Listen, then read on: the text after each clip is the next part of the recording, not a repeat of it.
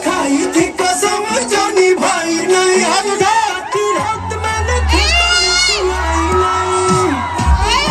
तो भाई साहब, जिस प्रकार से स्त्री 2 में पवन सिंह का गाना ये आया है, उस प्रकार से पवन सिंह का विरोधियों को पता नहीं क्या हाल हुआ होगा। और पवन सिंह कहते थे ना कि पावर यहीं से शुरू होता है, तो आज कर दिखाया है कि हाँ, पावर यहीं से शुरू होता है।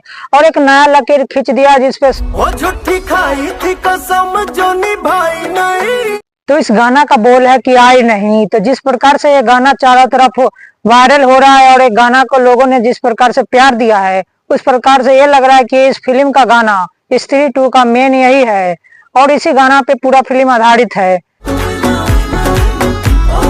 तो आप देख सकते हो कि किस प्रकार से शारदा कपूर और राजकुमार राव इस गाने के मजे ले रहे हैं और पवन सिंह स्टेज शो पे लखनऊ में जो हुआ उस पे गा रहे हैं और डांस कर रहे हैं। अभी ये टॉप 2 नंबर पे ट्रेंड कर रहा है ये गाना।